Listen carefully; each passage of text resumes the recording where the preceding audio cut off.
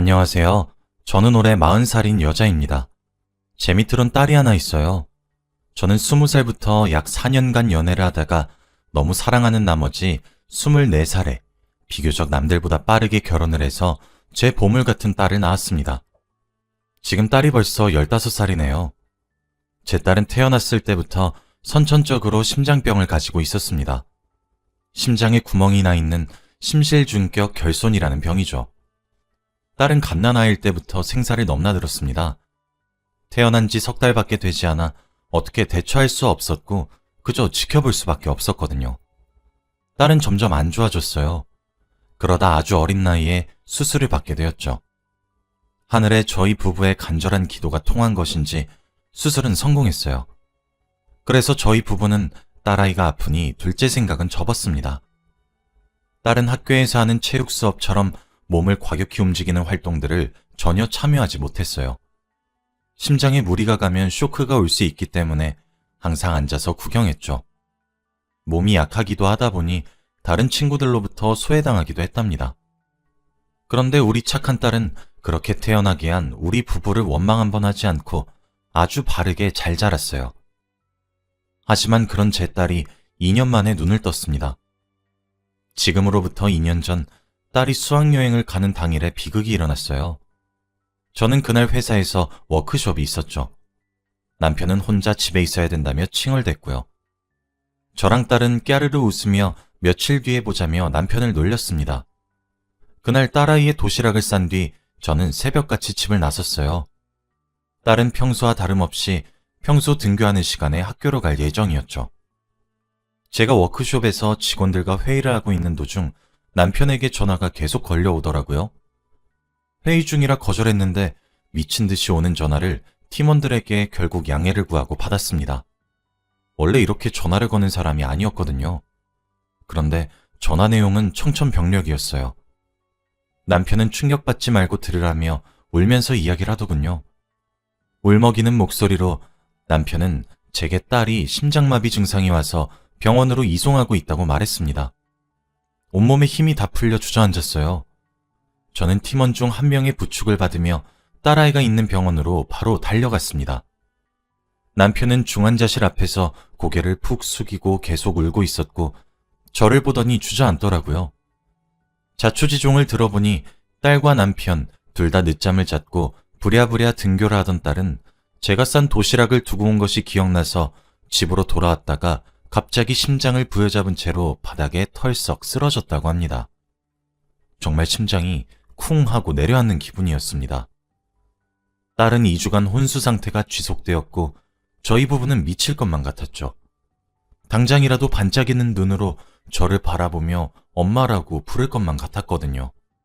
그렇게 며칠 후 딸이 눈을 떴다는 소식을 듣고 병원에 부랴부랴 갔습니다. 의사 선생님은 사실 딸이 단순히 눈만 뜬 거고 각성 상태이며 식물인간이 되었다고 하더라고요.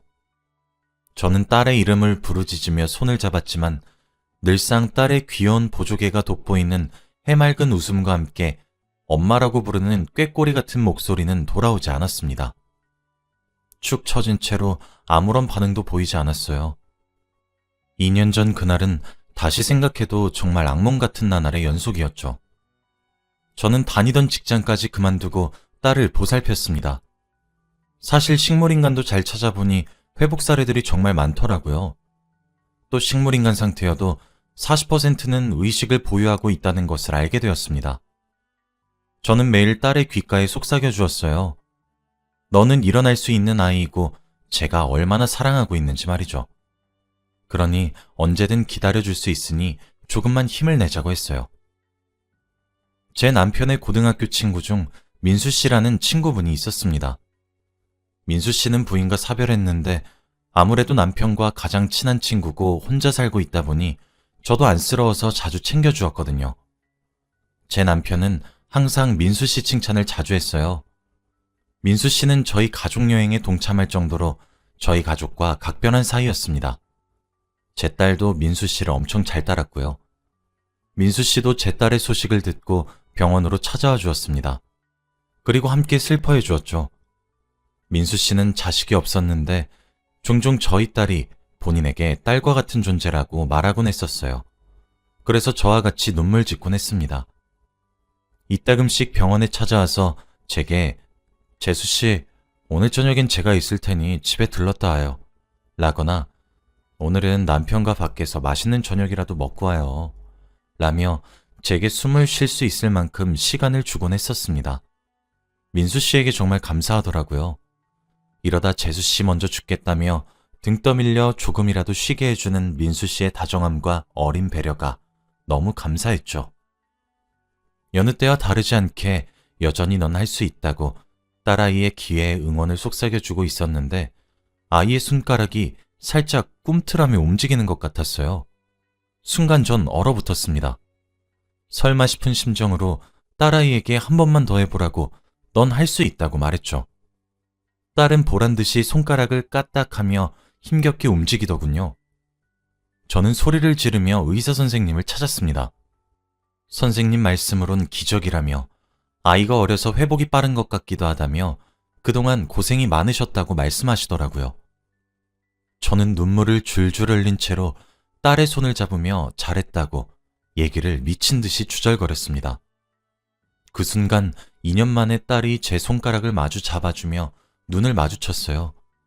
저는 이 기쁜 소식을 남편에게 당장 알렸고 남편은 민수 씨와 함께 병원으로 빠르게 도착했습니다.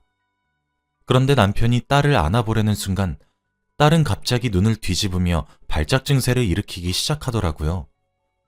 저는 다시 한번 딸을 잃는 것만 같아서 이성을 잃을 것 같았고 긴급히 달려온 간호사에게 대체 왜 이런 거냐고 울며 물어봤죠. 간호사는 2년 만에 의식이 깨어났고 돌아온 지 얼마 되지 않아 너무 많은 자극에 노출되면 아이가 힘들어할 것이라며 안정을 취해야 된다고 했습니다.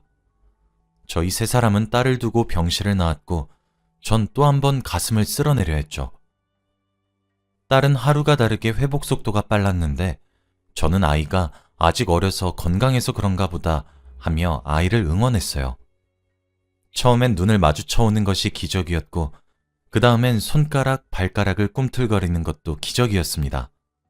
제 삶에 생기가 돌기 시작했죠. 그런데 아이가 조급해 보였어요. 뭔가에 쫓기다시피 회복을 하려는 느낌이었죠.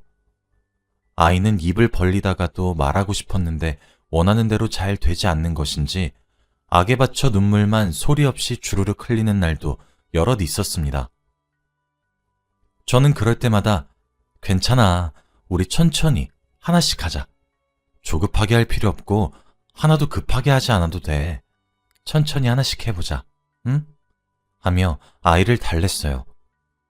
아이는 제 말을 알아듣는 것처럼 눈을 깜빡거리며 입을 움직이려 했었습니다. 그렇게 몇 달이 지났어요. 아이는 엄마라는 단어를 어눌하게 발음하기 시작했습니다. 저는 감격스러워서 눈에서 눈물이 멈추지 않았죠. 그러기도 잠깐 곧이어 저는 경악을 금치 못했습니다. 아이는 아빠라고도 어눌하게 말했어요. 그리고 민수라는 단어도 어눌하게 말했죠. 그치만 아빠와 민수 단어들을 말할 때 정말 발작하듯 온몸이 덜덜 떨리더라고요. 저는 감격하다가도 너무 놀래서 아이를 달래며 진정시키려고 했습니다. 그런데 아이의 입에서 나온 말은 충격이었어요. 아빠와 민수 씨가 서로 사랑하고 있다는 말이었거든요. 저는 아빠, 민수, 사랑, 이 세 개의 단어를 더듬거리며 말하길래 우리 딸은 아빠도 사랑하고 민수 아저씨도 사랑하는구나 라고 웃으며 말했는데 아이가 도리지를 치며 경기를 일으키려고 하더군요. 그때부터 심상치 않구나 라는 직감이 들었습니다. 그렇게 장장 4시간 정도 단어만 이용해 말하는 아이에게 들은 내용들은 충격적인 이야기였어요. 아이의 단어 몇 가지로 제가 문장을 추리했죠. 딸이 단어로 더듬거리며 말했던 이야기는 2년 전 딸이 심장마비가 왔던 그날의 이야기였습니다. 수학여행을 앞둔 딸은 제가 들었던 남편의 얘기와 다르게 너무 설레서 알람이 울리기도 전에 일어나 학교로 갈 준비를 마치고 아빠에게 다녀오겠다고 인사까지 씩씩하게 하고 난 후 집을 나갔다고 했어요.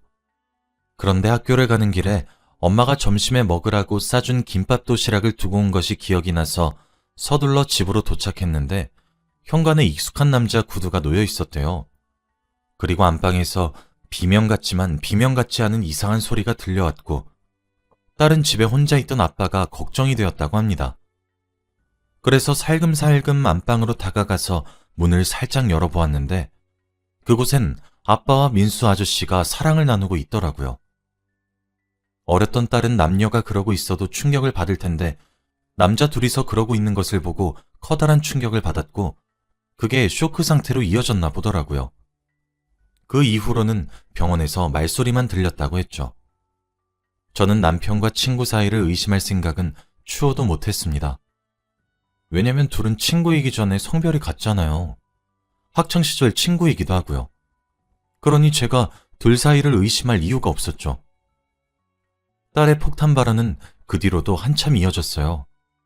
딸은 움직이지도 못한 채로 침대에 누워 있었지만 제가 사랑을 속삭여 주거나 응원해줬던 말도 다 기억하고 있었죠. 민수 씨가 절 생각해서 집에 잠시 갔다 오라 등을 떠밀었던 그날, 집에 도착하니 막상 남편은 야근이라 늦는다고 했습니다. 근데 야근이 아니라 민수 씨가 지키고 있었던 병원으로 왔다고 하더라고요. 그리고는 저희 딸아이 옆에 같이 앉아 서로 사랑한다며 애정 표현을 했다고 합니다. 그러다 민수 씨가 저희 딸이 일어나서 그날 본 거 다 말하면 어떡하냐고 물었대요. 그런데 저희 남편은 우리 딸이? 아마 기억도 못할걸? 지금도 2년째 일어나지도 못하는데 걱정 마. 라고 다독거려준 말을 딸은 누워서 다 들었다고 하더군요. 딸은 누워있으면서 아무것도 모른 채로 민수 씨에게 항상 고맙다며 고개를 숙이는 제가 너무 슬펐다고 합니다. 그제서야 왜 제 딸이 본인의 아빠와 그렇게 잘 따랐던 민수 아저씨를 보고 발작을 했던 건지 이해가 되기 시작하더라고요. 그래도 혹시나 싶어 이것저것 물어봤더니 딸은 제가 워크숍을 어디로 갔었는지, 그날이 몇 월 며칠인지, 그날 입었던 옷들까지 전부 기억하고 있었어요. 아이의 말이 사실로 증명되는 순간이었죠. 저는 아이의 말 전부를 녹음했습니다. 순간적으로 숨이 잘 쉬어지지 않는 것 같았지만 제가 눈앞에서 무너지면 딸이 또 충격을 받을지도 모르니 알겠다고 말을 하며 딸을 안심시켜 주었어요. 엄마가 알아서 잘할 수 있으니 걱정하지 말라고 말하면서요. 바로 그날 밤 지방에 계셨던 친정어머니께 연락해 내일 밤부터 며칠 동안만 딸아이 병실을 지켜달라 부탁했습니다. 그리고 다음날 아이를 엄마에게 맡기고 저는 집으로 들어갔어요. 다행스레 집엔 남편만 있더라고요. 남편은 놀란 토끼 눈을 한 채로 병원은? 이라고 물어봤어요. 저는 엄마가 애 봐준다고 집에서 편하게 자고 오라고 하더라고. 연락 준다는 걸 바빠서 잊었네. 라며 자연스레 행동했어요. 그렇게 시간이 흘러 밤이 되었죠. 침대에 누워 잠을 청하는 척을 했습니다. 무슨 짓을 했을지 짐작도 되지 않는 제 침대는 끔찍히 더러웠지만 곤히 자는 척을 했어요.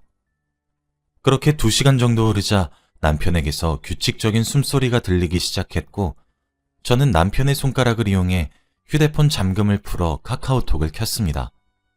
하트 모양 이모티콘 하나로 저장되어 있는 대화방이 보여 들어갔죠. 불과 잠들기 직전에도 사랑한다는 카톡을 주고받았더군요. 아니나 다를까 민수 씨와의 대화방이었고 외설적이고 더러운 대화부터 서로 사랑을 속삭이는 대화까지 스크롤을 한 번만 스륵 하고 올려도 미친 듯이 증거물이 나오더군요. 남편의 컴퓨터를 이용해 대화 내용을 따로 저장해 몰래 백업시켜두고 제 메일로 보내놓았습니다. 그리고 다음날 아침 일어나자마자 물을 마시려는 남편에게 몰래 제 휴대폰을 켜서 녹음기를 킨 채 물었어요. 너 민수 씨랑 무슨 관계야? 남편은 놀란 두 눈을 동그랗게 떴죠. 너무 놀랐던 건지 마시던 물컵까지 놓치더라고요. 민수 씨랑 무슨 관계냐고 묻잖아. 제가 다시 한 번 더 물었습니다. 남편은 바로 무릎을 꿇고 빌기 시작하더군요. 미안해 여보. 나도 어쩔 수 없었어. 미안하다. 저는 남편 보고 네가 우리 딸을 저렇게 만든 것과 다름없다며 네가 그러고도 아빠냐며 울분을 토했습니다. 저는 사실대로 말하라고 이미 다 알고 왔다고 다그쳤고 남편의 입에서 이어지는 말은 충격이었어요. 사실 남편과 민수 씨는 고등학교 때부터 자신들의 또 다른 자아에 눈을 떴다고 합니다. 주위에서는 유독 사이가 좋았던 둘을 보며 짓궂은 농담을 던졌다고 해요. 그런 농담들을 들으면서 둘은 본인들이 남들과 다르다는 것을 알았고 남편은 계속 만남을 지속할 수 없다는 생각에 대학교 진학과 동시에 민수 씨와의 연락을 끊었다고 해요. 그러다 시간이 지나 저와 만나게 되었고 제가 오랜 시간 쫓아다녀서 연애를 하게 되었는데 4년간 연애를 하면서 제가 인간으로서 괜찮다는 생각이 들었다고 합니다. 저와 연애와 결혼을 하게 되면서 나름대로 그런 쪽으로 관심도 가지지 않으려 노력했다고 하더라고요. 그러다 우연히 나간 친구들 모임에 민수 씨를 만나게 되었고 둘이서만 따로 2차를 가서 이런저런 이야기를 나누게 되었는데 민수 씨도 결혼을 했었고 부인과 사별해서 지금은 혼자 살고 있다는 근황을 들었다고 해요. 그때부터는 걷잡을 수 없이 관계가 발전되었고 이러면 안 된다는 사실을 잘 알고 있었고 제 얼굴을 마주칠 때마다 죄책감에 미칠 것만 같았지만 멈출 수 없었다고 하더군요. 남편은 제 앞에 바짝 엎드려 손이 발이 되도록 빌면서 눈물을 뚝뚝 흘리기 시작했습니다. 그러면서 제게 본인도 딸이 누워있는 모습을 보면서 얼마나 힘들어했는지 아냐고, 죄책감에 미칠 것만 같다고, 한평생 딸 옆에만 있게 해주면 지금이라도 멈춰보겠다 하더라고요. 저는 그 말에 네가 아무리 미칠 것만 같았어도 누워있었던 내 딸이랑 지금의 나만 하겠니? 라고 하니 남편은 아무런 말도 하지 않더군요. 전 소리칠 기력도 없었습니다. 저는 민수 씨에게도 전화를 걸었어요. 지금 남편과 했던 얘기를 말해주며 정말 진실이냐 물었죠. 민수 씨는 재수 씨 미안해요 라는 말만 한 채 전화를 끊더군요. 하늘이 무너지는 것만 같았고 그런 눈치를 하나도 채지 못했던 제 자신이 너무 무력하게 느껴졌어요. 그래서 딸이 역겨운 광경을 보게 된 것만 같았죠. 차라리 미치는 게 낫겠다 싶더라고요. 저는 그 이후로 소송을 바로 준비했습니다. 준비하는 과정에서 알게 된 사실은 그동안 남편이 출장이라 집을 비웠던 수많은 날들은 항상 민수 씨와 함께 했던 날들이란 사실 또한 알게 되었죠. 딸의 곁을 지키는 저를 두고 출장을 떠나는 남편은 항상 제게 미안하다고 했습니다. 저는 저희를 위해 지방까지 출장 가는 남편에게 미안함과 고마움을 느꼈고 안쓰러웠어요. 사실은 둘만의 여행이었을 뿐인데 말이죠. 이혼을 준비하는 과정 내내 계속해서 무너져 내렸어요. 남편의 오랜 기간의 외도를 눈으로 확인하면서 마음고생을 참 많이 했죠. 확인사살을 당하는 그 기분은 설명이 안 될 정도였습니다. 배신감에 치를 떨게 되는 순간들의 연속이었죠. 남편은 매일같이 딸의 병원으로 찾아와 저에게 한 번만 용서해달라며 저를 설득시키려 노력합니다. 이혼만은 안 된다면서요. 딸에게 죗값을 치르게 해달라고 빌면서 말이죠. 민수 씨 또한 미안하다고 찾아온 적이 있었습니다. 정말 정신적으로 버티기가 힘들어지더군요. 저는 딸아이의 웃는 얼굴 하나를 보면서 버텼습니다. 그렇게 6개월이 넘어가는 지저분한 법정 싸움 끝에 저는 끝내 이혼 소송에서 승소할 수 있었어요. 또한 민수 씨에게도 위자료 청구를 했고 그것 또한 승소할 수 있었습니다. 그리고 다행스럽게도 저희 딸 또한 씩씩한 아이라 호전되는 속도가 아주 빠르다는 것이죠. 이제는 단어를 더듬는 것도 많이 줄어들었고 점점 문장을 말해보려고 노력하고 있습니다. 조금씩이지만 스스로 움직이려고 노력해요. 그런 기적에 가까운 순간이 제게 찾아올 때마다 하늘에게 정말 감사합니다. 딸은 제가 한 번씩 미안하다고 얘기를 꺼내면 아무런 말 없이 제게 두 팔을 벌리며 저를 꼭 안아주곤 해요. 그 행동이 마치 딸이 엄마 편이라고 말해주는 것만 같아요. 한창 친구들과 추억을 쌓아야 될 나이인 아이를 보면 남편과 민수 씨에 대한 제 대처가 겨우 이혼 소송과 위자료 소송뿐이라는 점이 억울해지기도 합니다. 찢어 죽여도 시원치 않을 것 같거든요. 복수심에 불타오르다가도 밝게 웃어주는 제 딸아이 얼굴을 보면 정신이 차려지기도 합니다. 아직은 제가 많이 힘든 것 같아요. 전 제 인생이 굴곡 하나 없는 아주 평화롭고 탄탄대로 같았는데 한꺼번에 무너져 버리니 눈을 감고 잠을 청할 때마다 악몽 같은 시간들이 떠올라 자다가도 일어나서 가슴을 치고는 합니다. 인생이 망가진 느낌이 들며 무너져 내릴 때마다 저는 딸아이 얼굴을 떠올려요. 제 버팀목이니까요.